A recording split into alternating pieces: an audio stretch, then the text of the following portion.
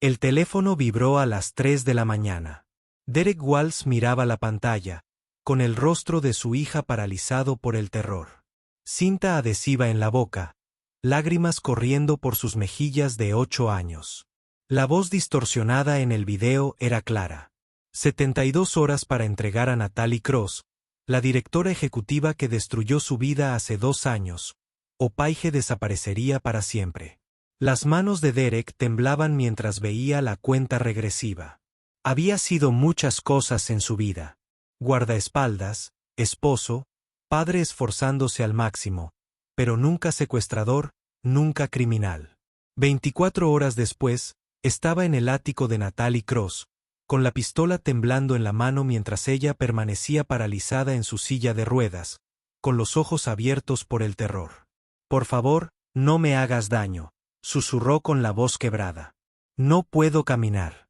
El dedo de Derek se cernía sobre el gatillo, dividido entre la mujer que imploraba clemencia y la vida de su hija que se le escapaba a cada segundo. Lo que no sabía era que apretar el gatillo sería más fácil que la decisión que tendría que tomar a continuación. 48 horas antes, Derek Walls había sido un hombre diferente. Ni mejor ni peor, simplemente diferente. Se encontraba en la estrecha cocina de su apartamento en South Boston, con la luz de la mañana atravesando las persianas rotas en líneas nítidas y acusadoras.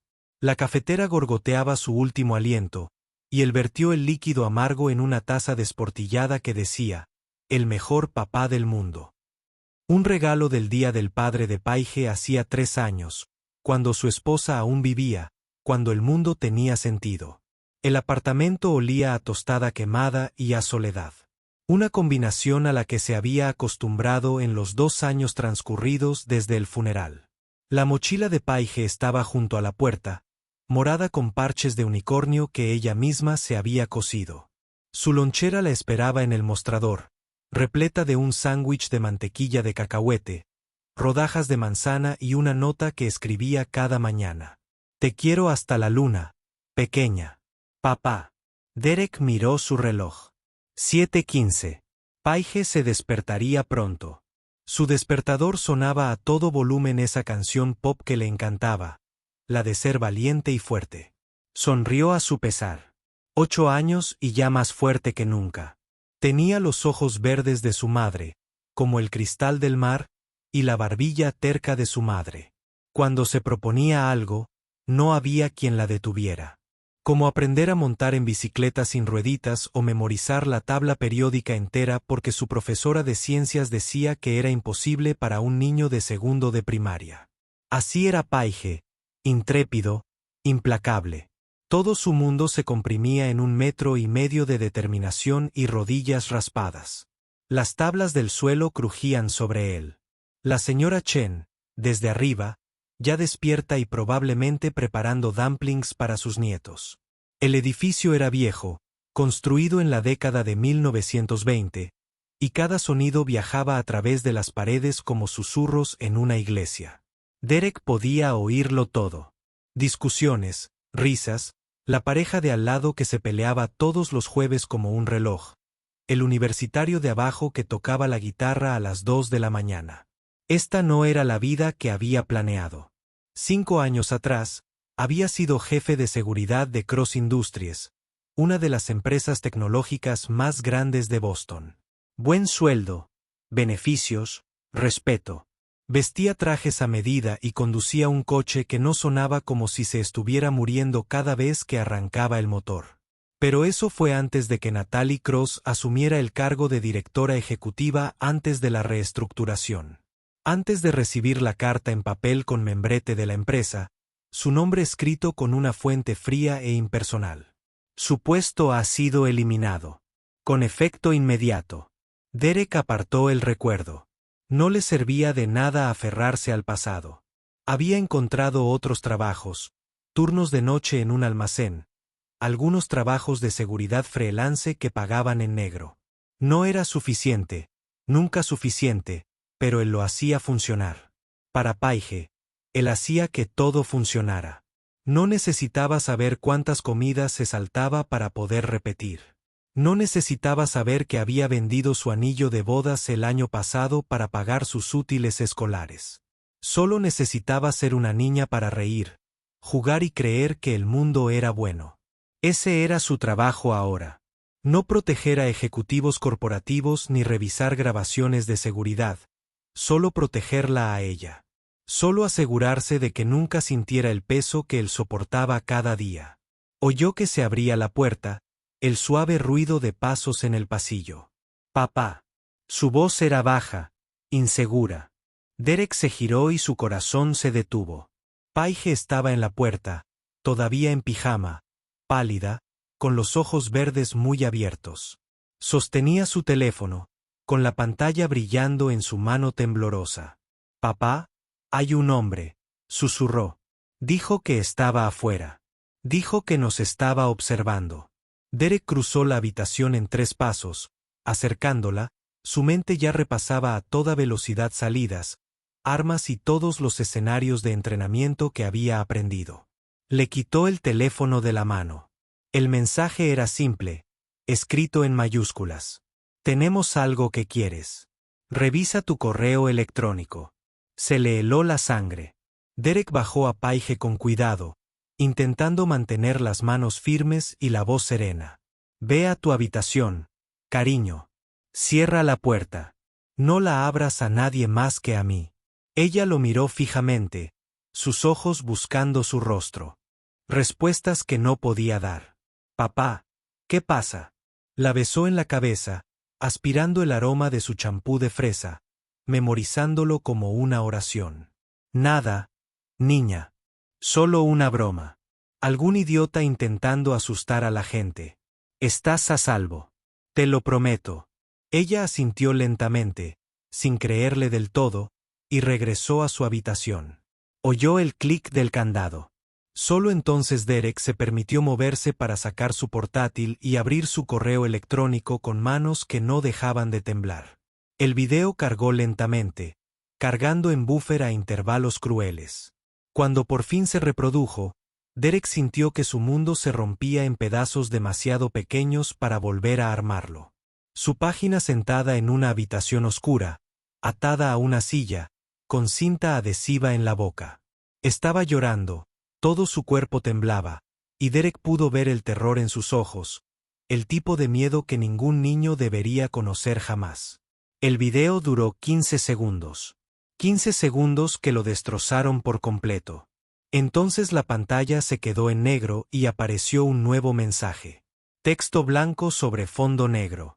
Cada palabra, un clavo clavado en su pecho. Tienes 72 horas. Entrega a Natalie Cross a la dirección que te proporcionamos o tu hija muere. Sin policía, sin excepciones. Estamos observando. Lo sabremos. Debajo del mensaje había una foto. Natalie Cross, la mujer que firmó su carta de despido, la mujer que ni siquiera lo miró a los ojos mientras el personal de seguridad lo escoltaba fuera del edificio. Estaba sentada en una silla de ruedas en una gala, con un vestido rojo y una sonrisa que no le llegaba a los ojos. El texto debajo decía: «Te lo quitó todo. Ahora es tu única oportunidad de recuperarlo». Derek miró la pantalla, mientras su mente se fragmentaba en 1000 pensamientos a la vez. Esto no fue real. Esto no podía ser real. Pero miró la puerta de la habitación de Paige, la mochila morada junto a la entrada, el almuerzo que había preparado con la nota que nunca llegaría a verla leer. Y supo que era real. Todo. Alguien le había quitado a su hija. Alguien estaba usando su vida como palanca para obligarlo a cometer un crimen que nunca imaginó cometer. Y lo peor, lo que le hacía subir la bilis a la garganta, era que ya lo estaba considerando, ya estaba barajando escenarios, ya estaba planeando cómo entrar en el ático de Natalie Cross, cómo burlar su seguridad, cómo entregarla a quien la deseara lo suficiente como para destruir la vida de una niña inocente. Cerró el portátil y se quedó en medio de la cocina, rodeado de los restos de una mañana normal. El café se enfriaba, las tostadas se quemaban en la tostadora, la lonchera de Paige esperaba en la encimera. El mundo seguía dando vueltas, indiferente a su agonía. Arriba, Los nietos de la señora Chen reían. En la casa de al lado, la pareja empezó su discusión del jueves justo a tiempo, y Derek Walls, ex guardaespaldas, viudo y padre, se quedó solo entre los escombros de su vida y tomó una decisión que lo condenaría para siempre. Lo haría. Secuestraría a Natalie Cross. Se convertiría en el monstruo que esta gente necesitaba que fuera. Porque la alternativa, perder a Paige, enterrar a otra persona a la que amaba, vivir en un mundo donde su risa no existía, era un infierno al que no podía sobrevivir. Derek agarró su chaqueta y su pistola, la que guardaba escondida en la caja fuerte detrás del espejo del baño. No la había tocado en 2 años, desde que dejó Industrias Cross. Sus manos recordaban su peso, el frío metal contra la palma. Revisó el cargador, completamente cargado. Siempre había estado preparado para lo peor, incluso cuando fingía que todo estaba bien. Quizás especialmente entonces. Echó un último vistazo a la mochila de Paige, a los parches de unicornio que había cosido con hilo que no combinaba del todo, al llavero de una luna y estrellas que colgaba de la cremallera. Entonces salió por la puerta y se adentró en una pesadilla que lo cambiaría todo. La investigación le llevó 6 horas. 6 horas llamando a viejos contactos, pirateando bases de datos a las que no debería tener acceso, sacando favores de gente que le debía de su vida anterior. A las 2 de la tarde, Derek tenía toda la agenda de Natalie Cross organizada. Vivía en un ático en Beacon Hill, en la esquina del piso 24, con vistas al río Charles. La seguridad era estricta.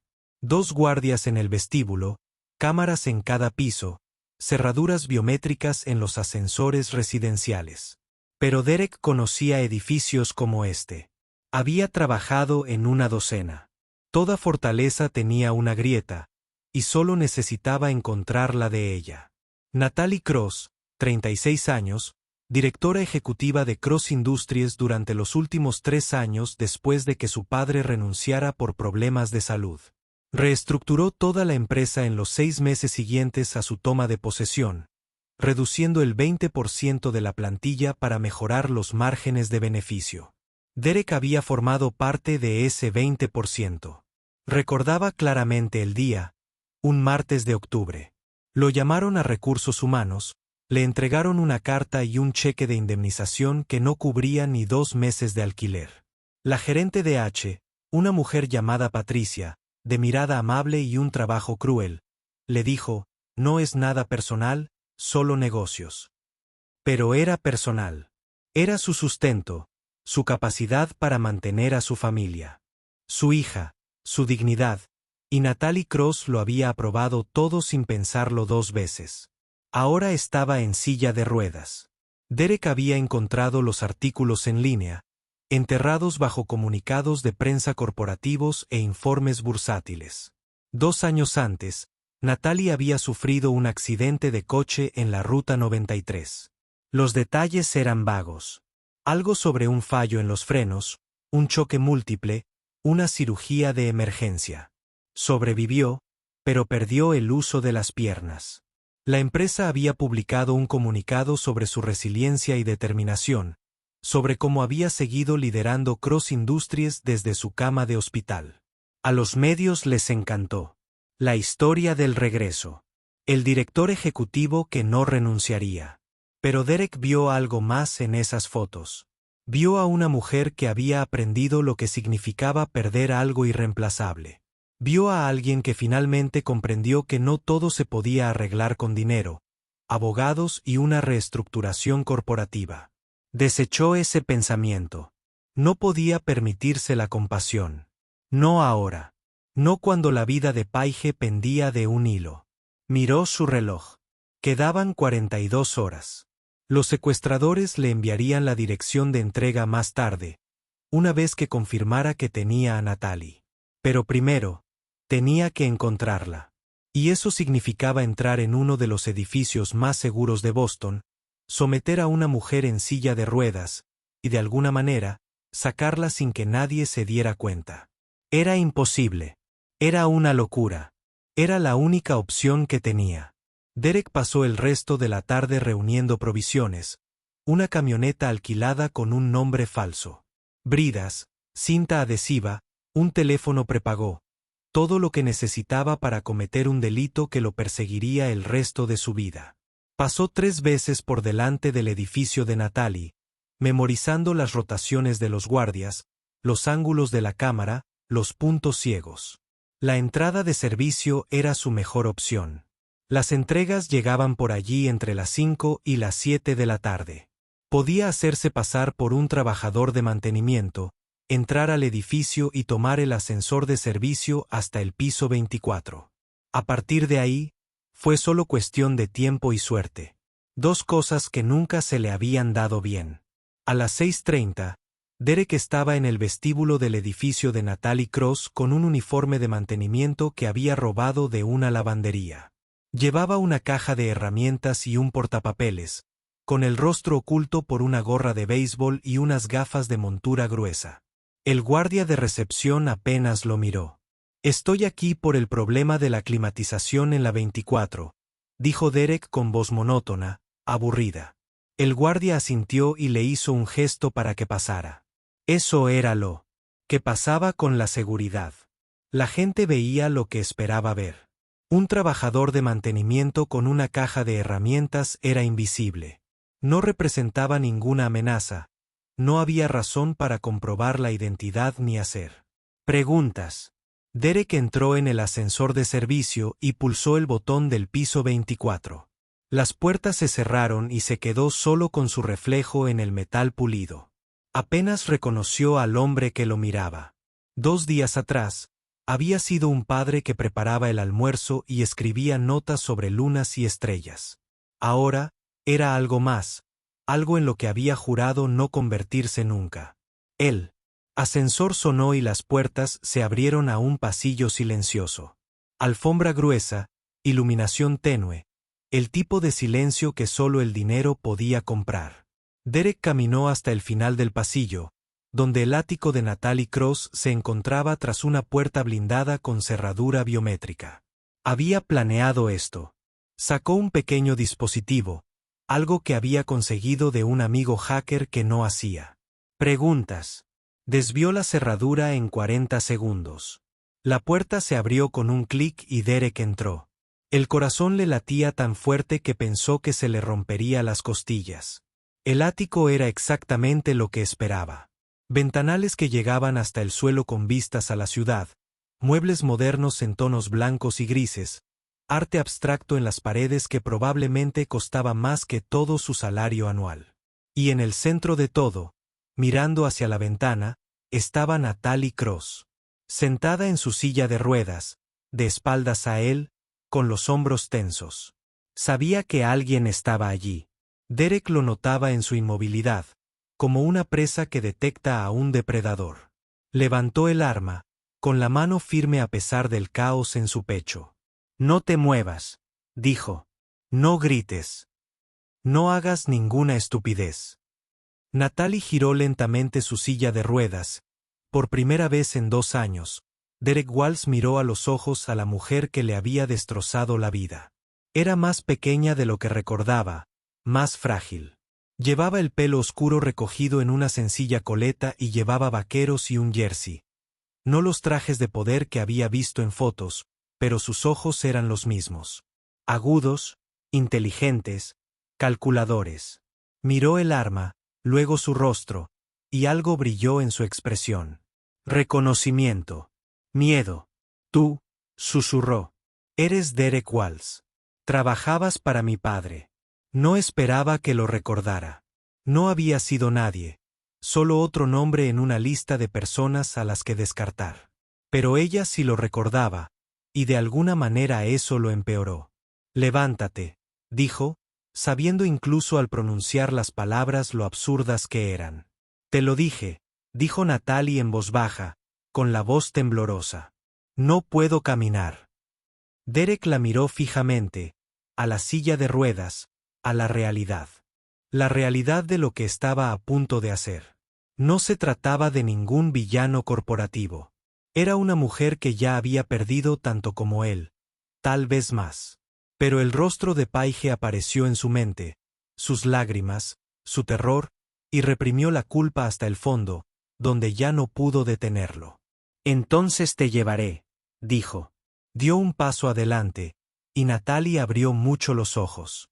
«Por favor», dijo, con la voz quebrada. «Por favor, no me hagas daño. No puedo caminar. No puedo correr. No puedo». «Lo sé», interrumpió Derek. «Y lo siento. De verdad. Pero tú vienes conmigo». Él la agarró y ella se estremeció, aferrándose a los reposabrazos de su silla de ruedas. «¿Por qué?», preguntó. «¿Por qué haces esto?». Derek dudó, con el arma pesada en la mano, el peso de su decisión aplastándolo por dentro. Podía contárselo.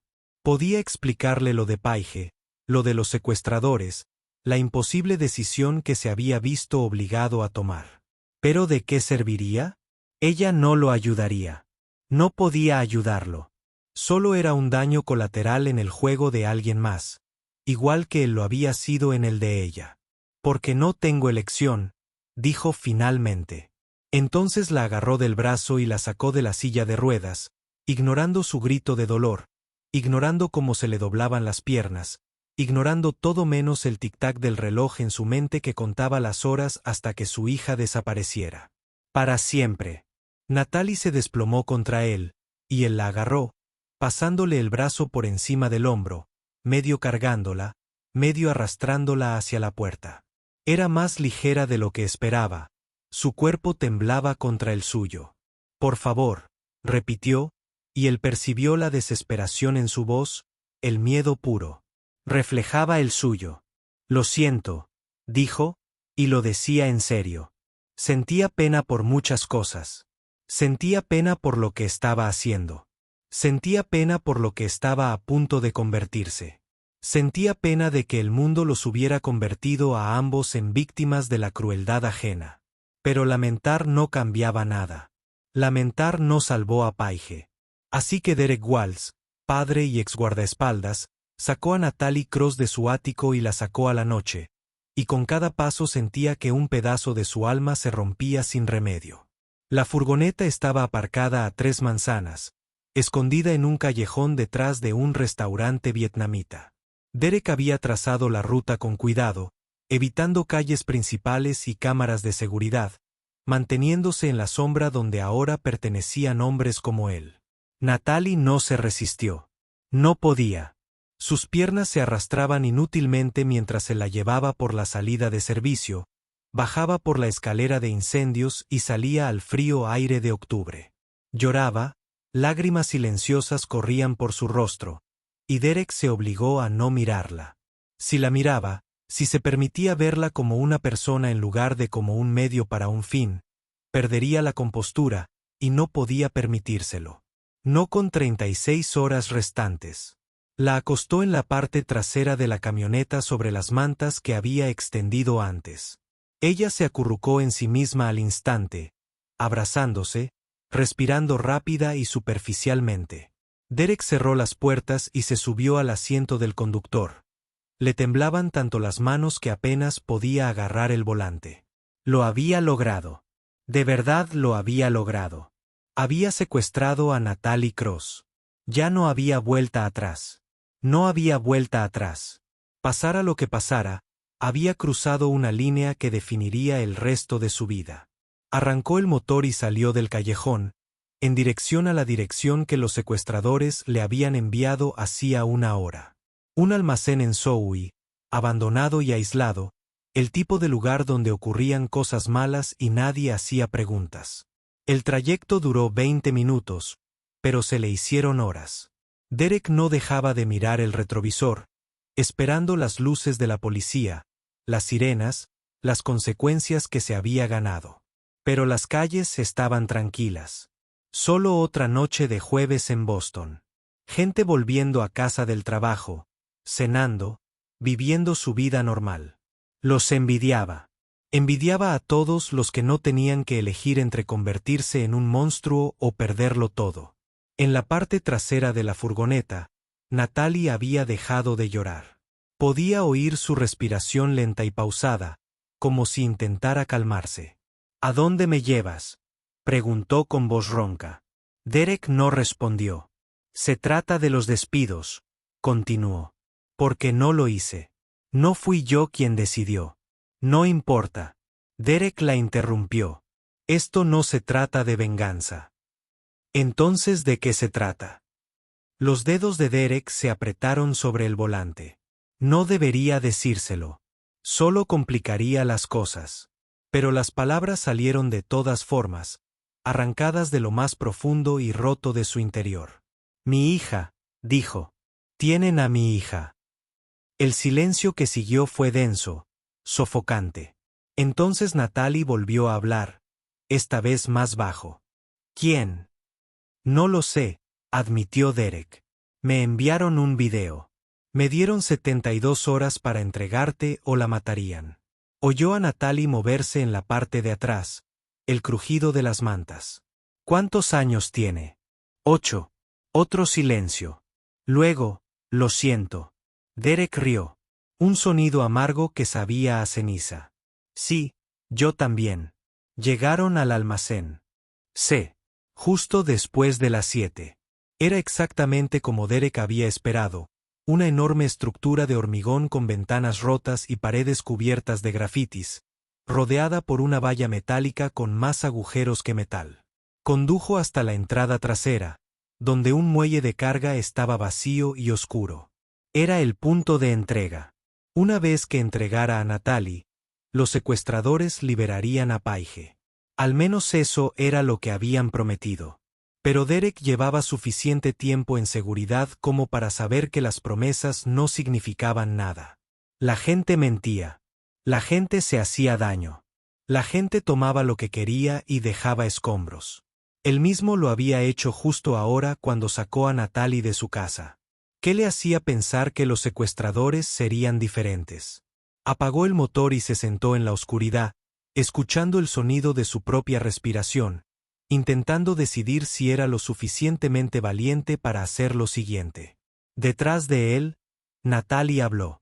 No puedes confiar en ellos, dijo como si le leyera la mente. La gente que secuestra niños no cumple su palabra. Me llevarán y matarán a tu hija de todas formas. Derek apretó la mandíbula. ¿Qué otra opción tengo? Déjame ayudarte, dijo Natalie. Derek se giró para mirarla. Aquella mujer a la que había odiado durante 2 años. Aquella mujer que había representado todo lo malo de su vida. Ella estaba sentada, apoyada contra el lateral de la furgoneta, con los ojos clavados en él. ¿Por qué me ayudarías?, preguntó. Te acabo de secuestrar. Porque sé lo que es perderlo todo, dijo Natalie. Y porque quienquiera que me desee lo suficiente como para usar a tu hija como palanca, no va a parar.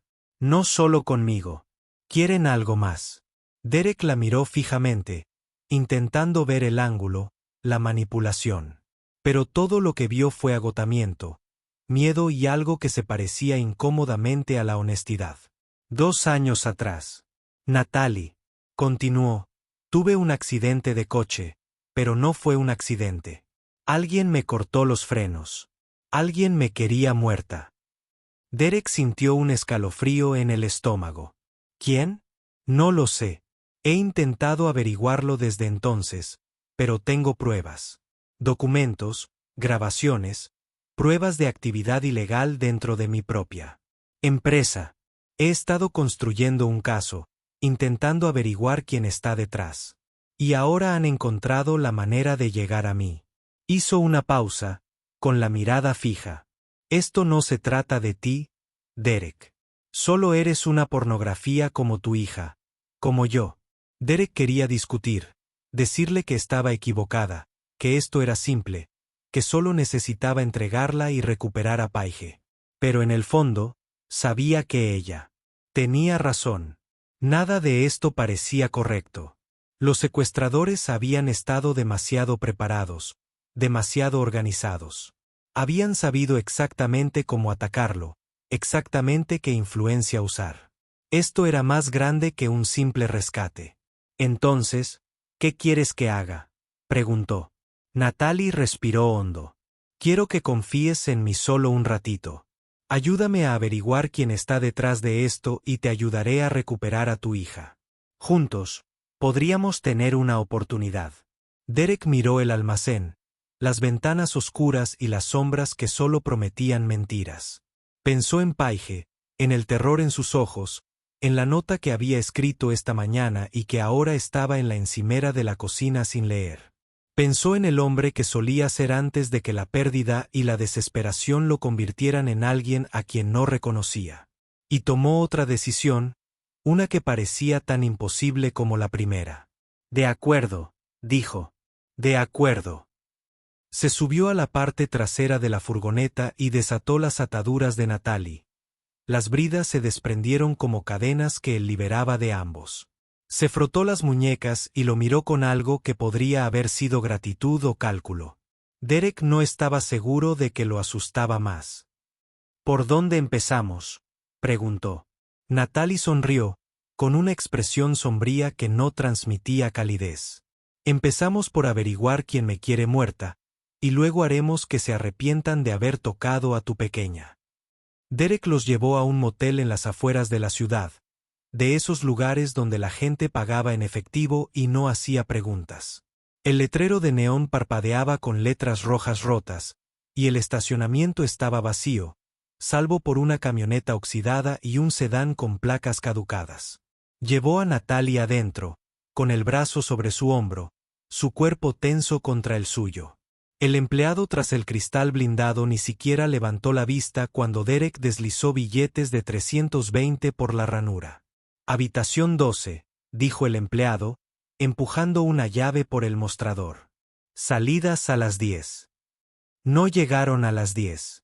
Dentro de la habitación, Derek dejó a Natalie en la cama e inmediatamente se acercó a la ventana, comprobando si alguien los había seguido en el aparcamiento. Las cortinas eran finas, manchadas por años de humo de cigarrillo y arrepentimiento. La habitación olía a lejía y desesperación. Natalie se incorporó, haciendo una mueca de dolor al acomodarse las piernas. Hay una computadora portátil en mi apartamento, dijo, escondida detrás de un panel falso en mi armario. Tiene de todo, registros financieros, correos electrónicos, grabaciones de seguridad de la noche de mi accidente, todo lo que he recopilado a lo largo del tiempo. 2 años. Derek se apartó de la ventana. No podemos volver ahí. Tu seguridad ya habrá reportado tu desaparición. La policía estará rondando por todo ese edificio. Natalie negó con la cabeza. Ni mi seguridad, ni la policía. Quienquiera que haya orquestado esto, me ha estado vigilando durante años. Conocen mis rutinas, mis vulnerabilidades. Si hubieran querido involucrar a las autoridades, ya se habrían asegurado de que ocurriera. El hecho de que no haya ocurrido significa que están operando al margen de la ley. Derek procesó esto, su mente repasando las implicaciones. Entonces, ¿estamos tratando con alguien dentro de tu empresa? O alguien contratado por mi empresa, dijo Natalie. Alguien con acceso a todo. El teléfono de Derek vibró y su corazón se detuvo. Lo sacó del bolsillo con dedos temblorosos. Un nuevo mensaje, sin identificador de llamadas, solo una foto. Paige, todavía atada a la silla, pero la hora había cambiado. Hacía 24 horas. Seguía viva, aterrorizada, esperando a un padre que le había fallado. Debajo de la foto, una sola línea de texto. Se acaba el tiempo. ¿Dónde está nuestro paquete? Derek le mostró la pantalla a Natalie. Su rostro palideció. Te están rastreando, dijo. ¿Cómo? El teléfono. Debieron haber instalado algo cuando te enviaron el primer video. Derek quiso tirar el teléfono contra la pared para romperlo en pedazos. Pero era su única conexión con su hija, su única forma de saber que aún respiraba. Entonces, ¿qué les digo?, preguntó. Natalie pensó un momento. Diles que me tienes. Diles que necesitas más tiempo para llegar al punto de entrega. Diles lo que sea que evite que lastimen a tu hija durante las próximas horas. Derek escribió una respuesta con los dedos rígidos. Tengo el paquete. Necesito 12 horas más para la entrega. Complicaciones de tráfico. La respuesta llegó en segundos. Tienes 6. Ni un minuto más. 6 horas. Derek sintió que las paredes de la habitación del motel se cerraban sobre él. El papel pintado barato y la alfombra manchada se convertían en una prisión. 6 horas para averiguar quién se había llevado a su hija, quién quería a Natalie muerta y cómo salvarlas a ambas. Era imposible. Era todo lo que tenía. Natalie ya se movía, abriéndose paso por la cama hacia la mesita de noche donde Derek había dejado su portátil. Necesito acceder a los servidores de mi empresa, dijo. Aún tienes tus antiguas credenciales de seguridad. Derek la miró fijamente. Las desactivaron hace 2 años. Los del sistema, sí, pero los códigos de anulación, los que te dio tu padre cuando empezaste, están integrados en la computadora central. Tu padre nunca confió en el control digital total. Siempre tenía una puerta trasera. El padre de Derek. Habían pasado 5 años desde que murió el viejo. 3 años antes de que Derek perdiera su trabajo. Su padre había creado Cross Industries desde cero. Había contratado a Derek recién salido del ejército. Le había prometido un futuro. Luego enfermó y Natalie tomó el control. Y todo había cambiado. ¿Cómo sabes de los códigos de anulación?, preguntó Derek.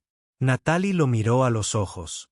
Porque llevo 2 años intentando acceder a esa puerta trasera y no puedo. El sistema reconoce mis credenciales, pero no me deja entrar. Busca a alguien con una autorización anterior. Alguien como tú.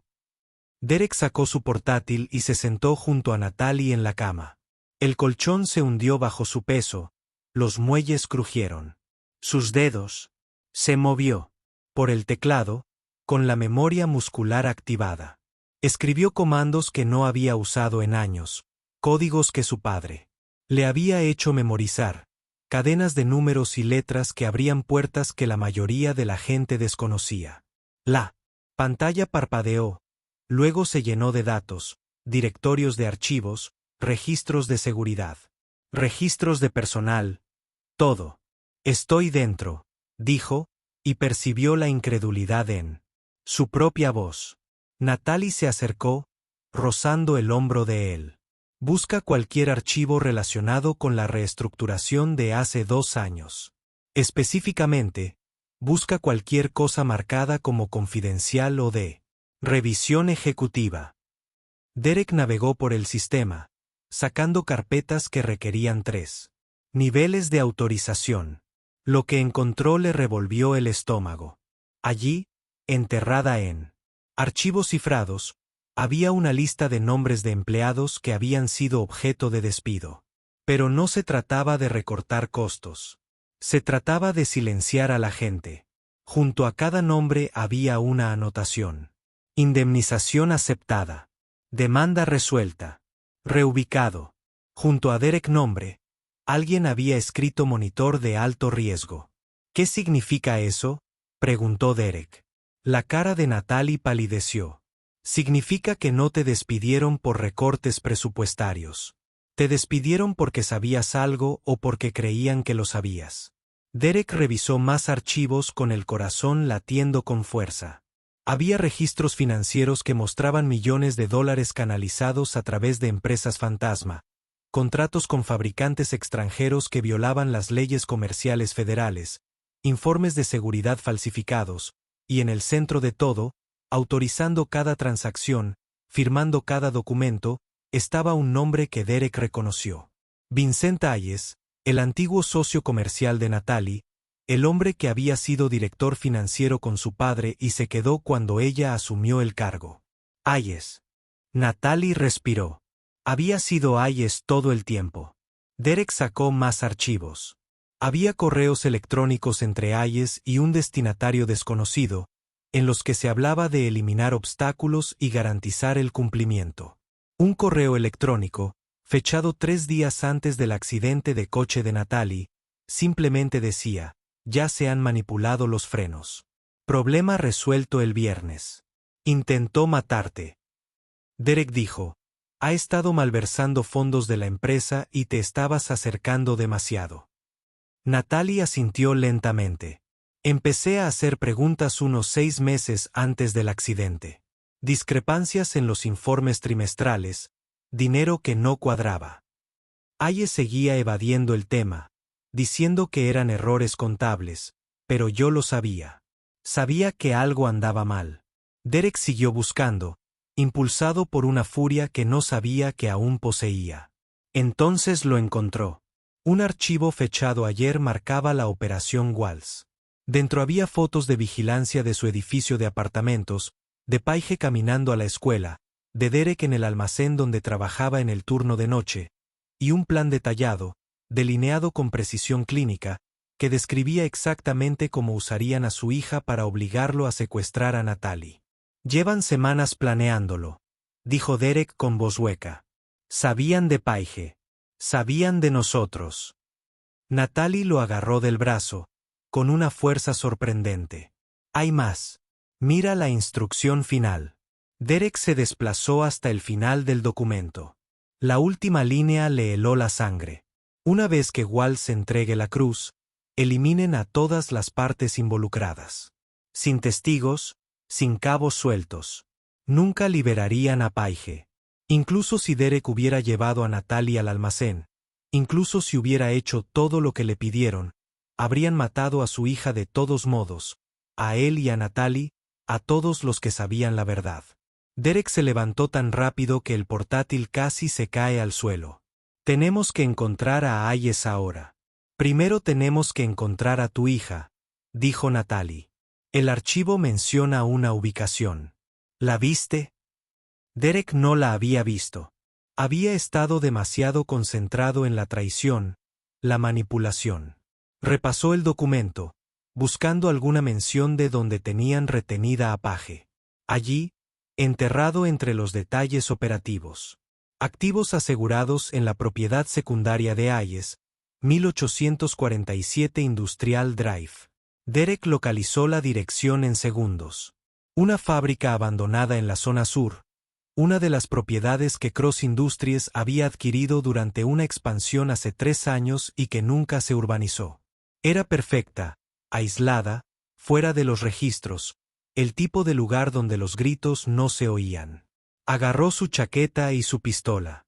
Nos vamos. Natalie se arrastró hacia el borde de la cama.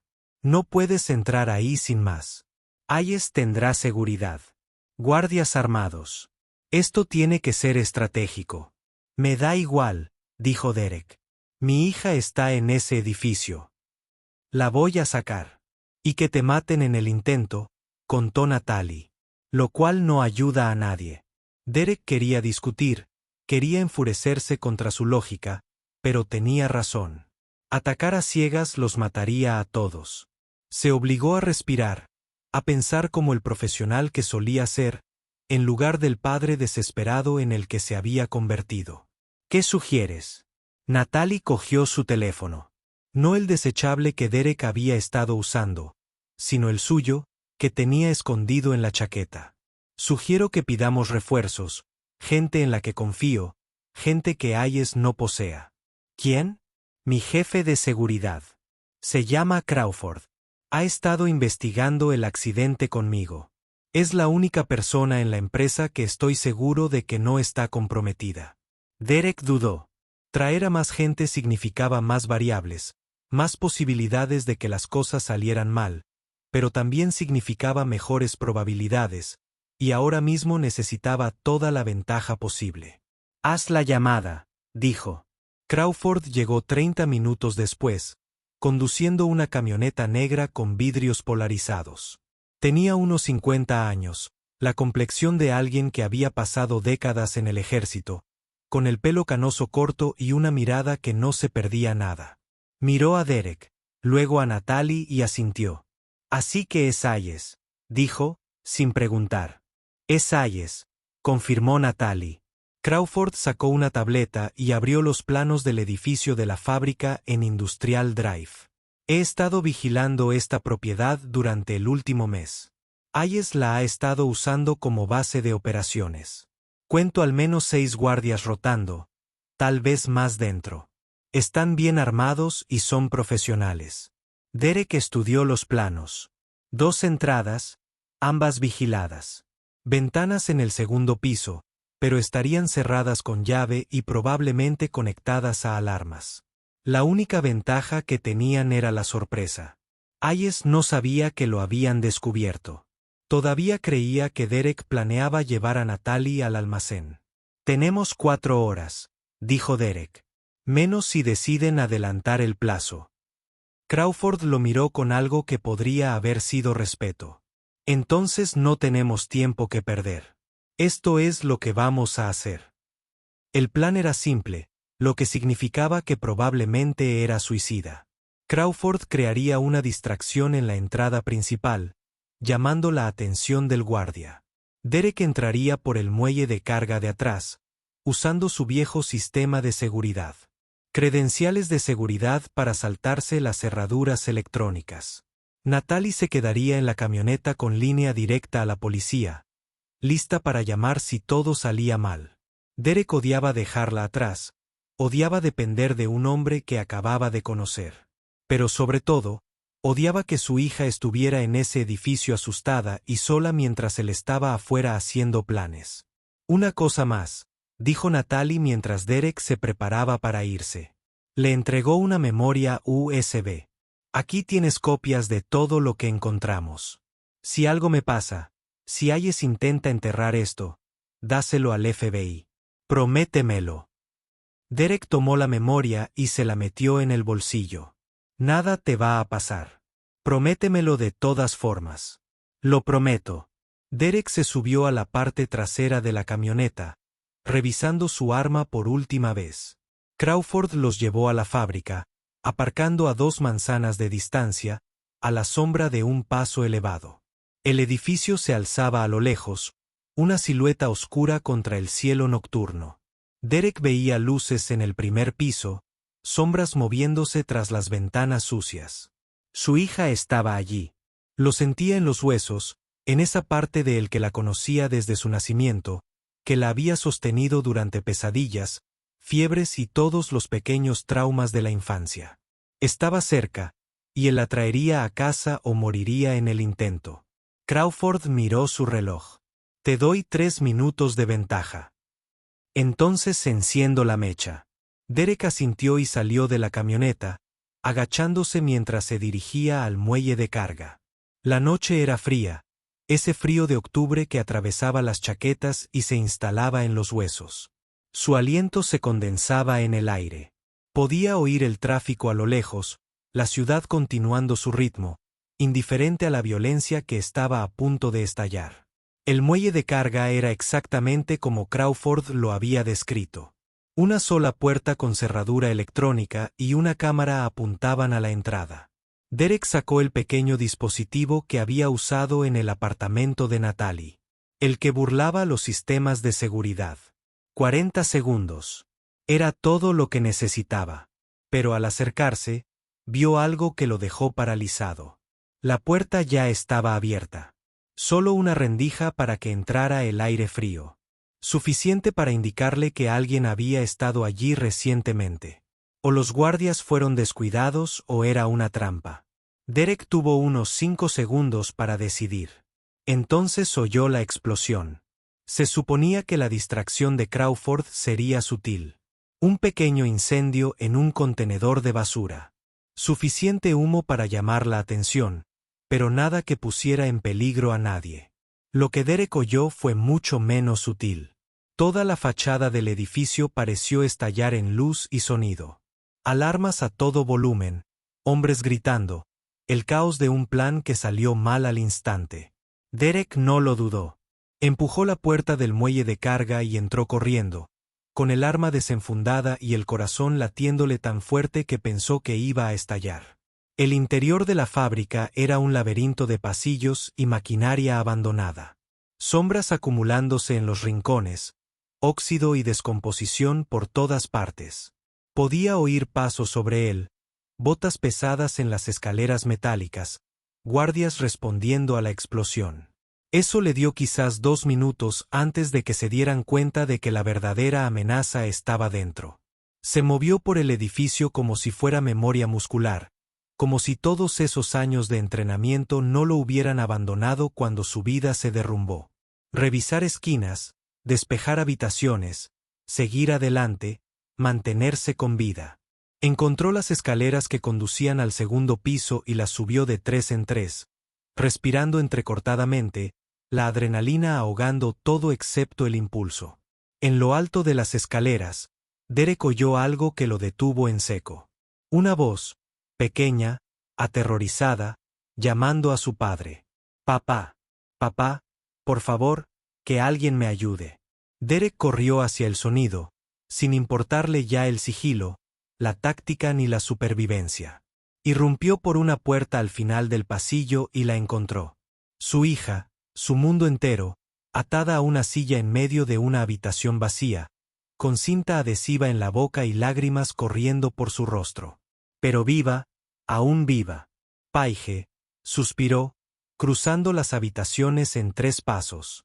Le quitó la cinta de la boca con toda la delicadeza posible. Sus manos temblaban tanto que apenas podía soltar los nudos que le apretaban las muñecas. «Papá», sollozó. «Papá, tenía tanto miedo. Pensé. SHH, cariño. Te tengo. Ahora estás a salvo».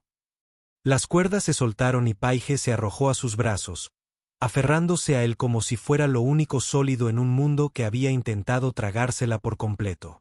Derek la abrazó y sintió que algo en su interior se rompía. Todo el miedo, la rabia y la desesperación de los últimos 3 días se derramaban en un solo suspiro tembloroso. Lo habían logrado. Contra toda probabilidad racional, lo habían logrado. Entonces oyó el clic de una pistola amartillada detrás de él, y se dio cuenta de que no lo habían logrado. «Conmovedor», dijo Vincent Hayes desde la puerta. «¿En serio? Casi me hace sentir culpable». Derek se giró lentamente, manteniendo a Paige detrás de él, su cuerpo como escudo entre su hija y el hombre que había orquestado todo esto. Hayes tenía unos 60 años y vestía un traje caro. El sombrero parecía absurdo en las ruinas de la fábrica. Sostenía una pistola con la confianza despreocupada de quien ya la ha usado.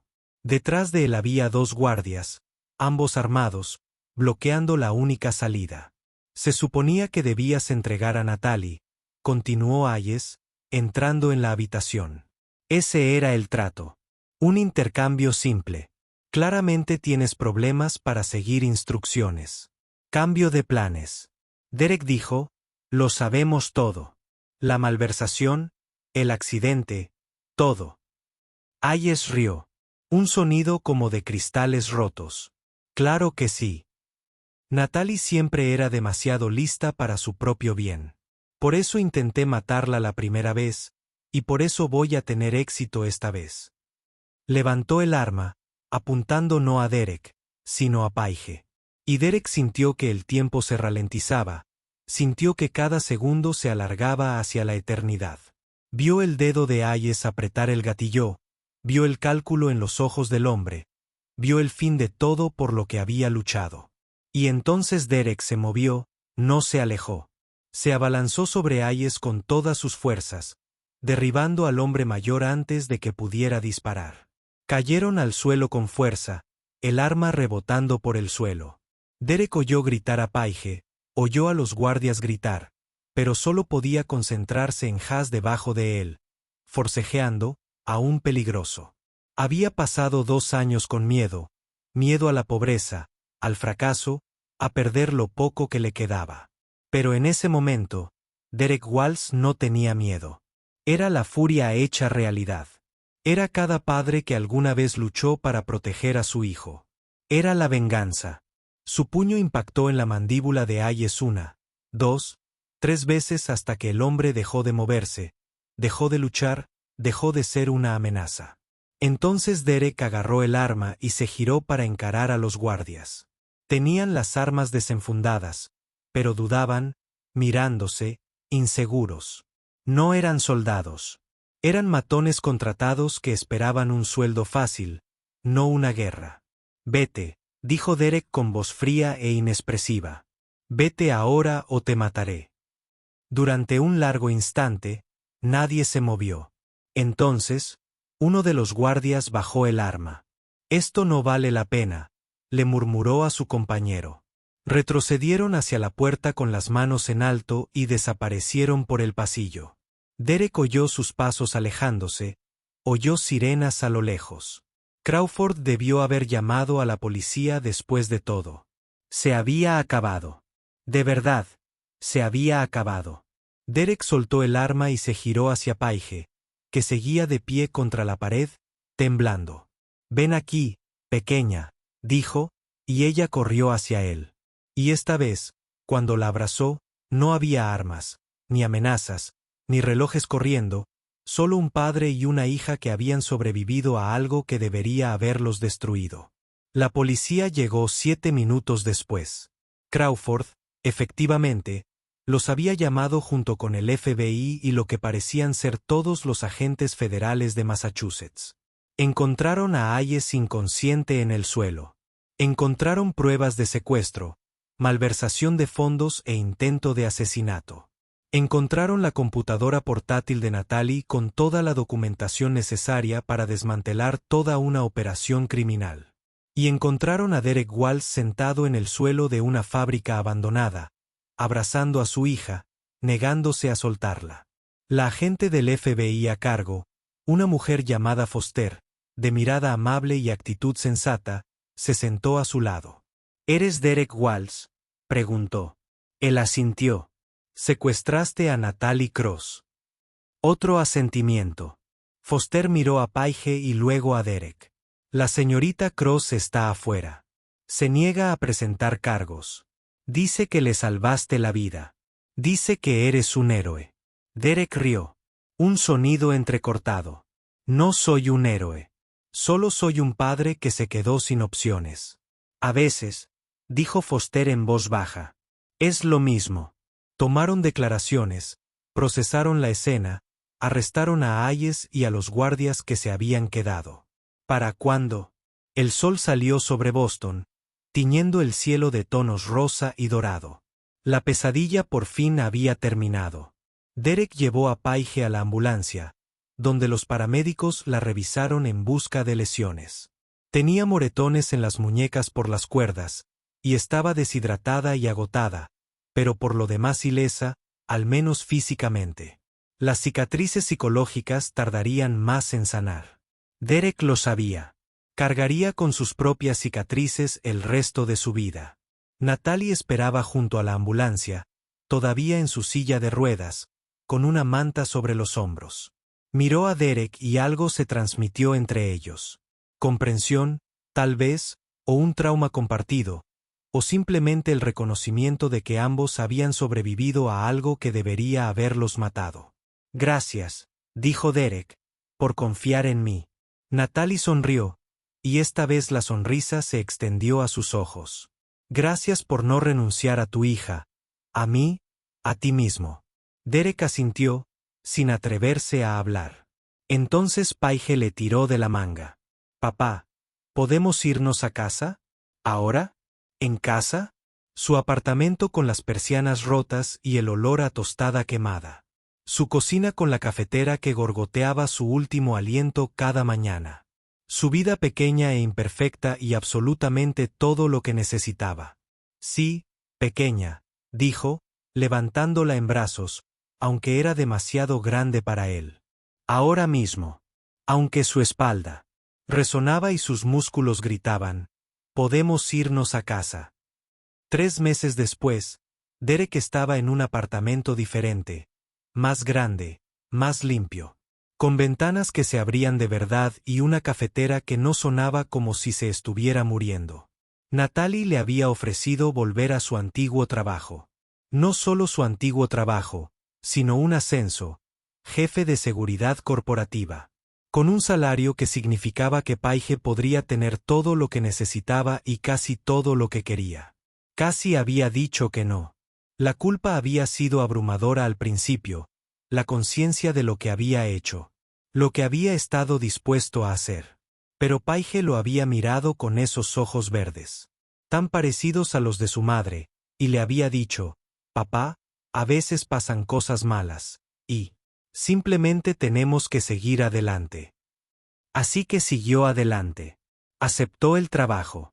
Se mudó al nuevo apartamento. Se aseguró de que Paige recibiera la terapia que necesitaba, aunque ella insistiera en que estaba bien. Él aparecía todos los días e hizo todo lo posible por ser el padre que ella merecía, no el monstruo en el que se había convertido durante 72 horas. Las cicatrices seguían ahí. A veces se despertaba en mitad de la noche, con el corazón palpitante, convencido de oír llorar a Paige. Veía el rostro de Hayes entre la multitud, aunque el hombre estaba en una prisión federal a la espera de juicio. Cargaba con el peso de esos 3 días como una piedra en el pecho, un recordatorio de que había una oscuridad en él de la que nunca escaparía del todo. Pero también hubo días buenos.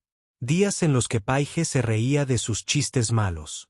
Días en los que traía a casa buenas notas y dibujos de su nuevo apartamento con un gran sol en la esquina. Días en los que Derek se daba cuenta de que había pasado una hora entera sin pensar en armas, almacenes ni en los gritos de su hija. Esos días eran suficientes.